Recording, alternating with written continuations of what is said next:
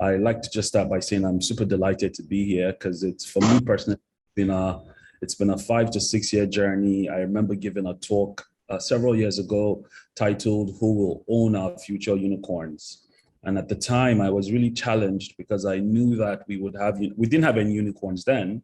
I knew that we would produce unicorns in Lagos, in Nigeria, but I was really concerned that very little of the ownership of those unicorns would be Nigerian or African.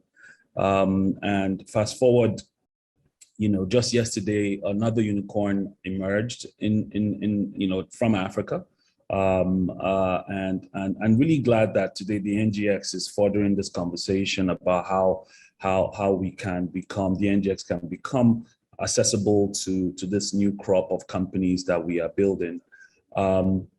As you've said, in the work that we do at Ventures Platform, besides just injecting first loss capital or early pioneering capital in the companies that we fund, a big part of our value add is actually looking to create corporate partnerships that can further these companies.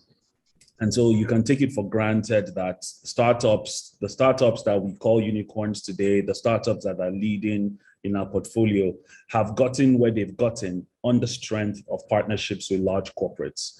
And oftentimes, you would find partnerships that are formed to help companies with things like distribution, access to large balance sheets, and in some cases, regulatory cover.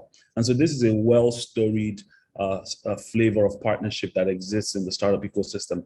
But I think even more critical is the need for startups at the earliest stage, as well as regulators and sort of public operators like the NGX, to really start to think about exploring how you could have startup, regulator, government platform partnerships.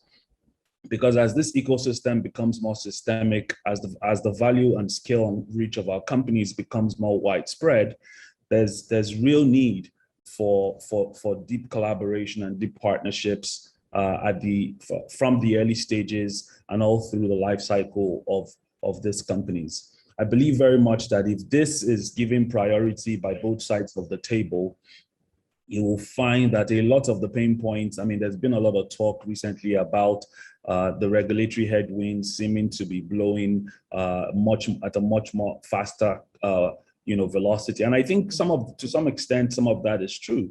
But if we really start to look at deepening partnerships, I think we can really have a calmer, a more progressive sort of regulatory landscape. Because what partnerships like this can do is that they can deepen understanding. We can go from being reactive to being proactive. And so whether it be regulators being, and I'm glad we've got the SEC here. The SEC has sort of pioneered with their sandboxes and all sorts of interesting innovations that allow for partnership.